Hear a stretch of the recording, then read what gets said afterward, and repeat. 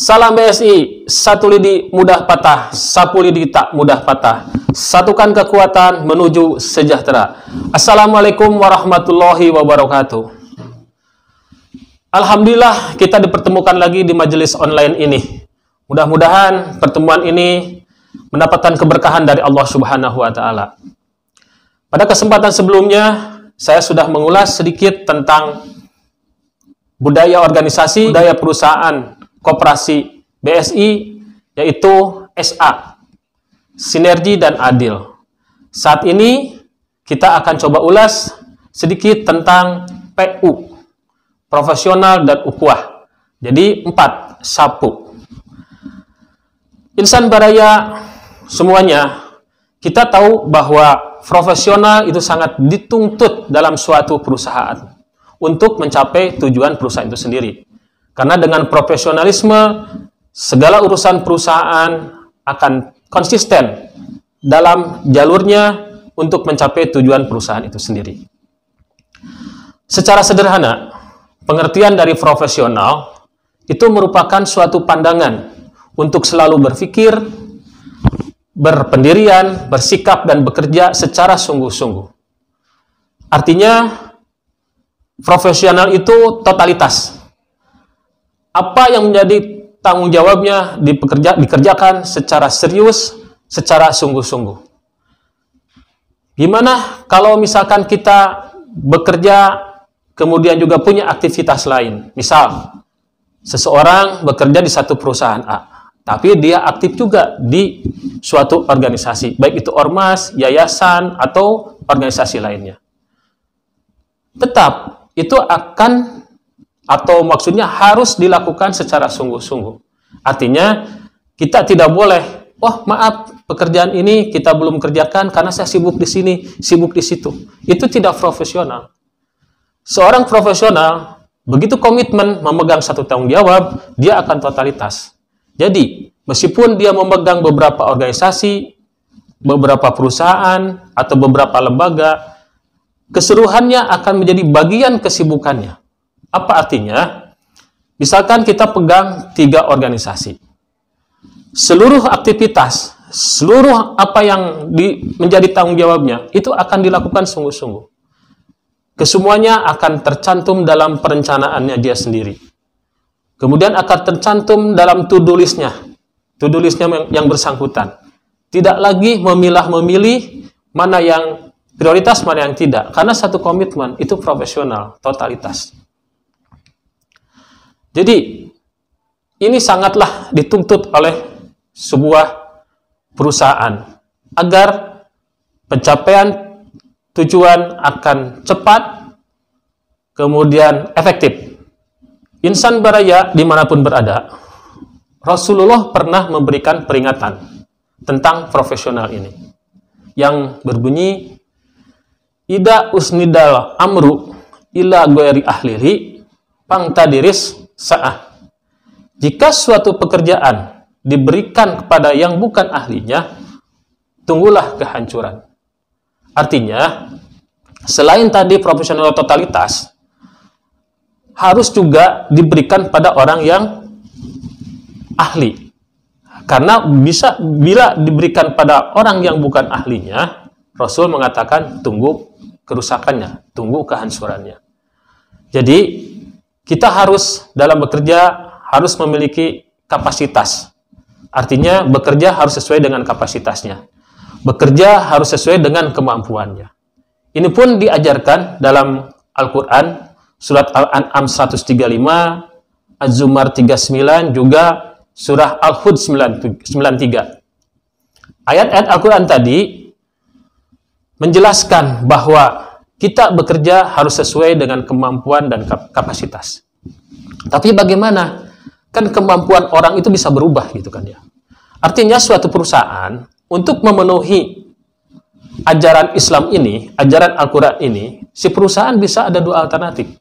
1, memilih orang yang sudah punya kemampuan kapasitas, atau membuat karyawannya untuk upgrade kemampuan dan kapasitasnya melalui pendidikan, melalui training, melalui pelatihan, dan berbagai media lainnya untuk bisa meningkatkan kapasitas. Yang penting, semua pekerjaan harus dilakukan sesuai dengan kemampuan dan kapasitas orang yang mempunyai tanggung jawabnya, orang yang akan mengerjakannya.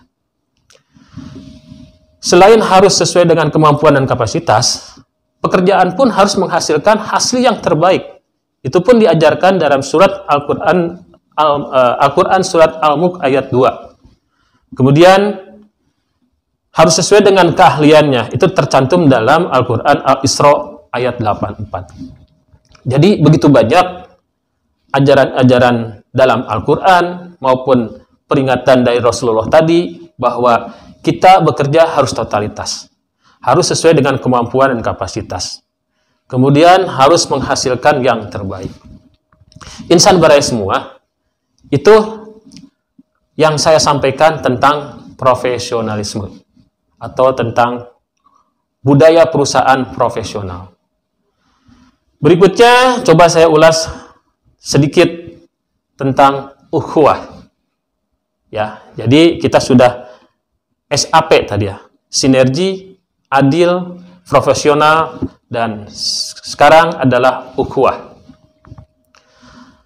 Tentang ukhuwah ini, ada landasan yang paling penting dalam Al-Quran, dalam surat Al-Imran ayat 103. Yang artinya, dan berpegang teguhlah kamu semuanya kepada tali agama Allah. Dan janganlah bercerai-berai.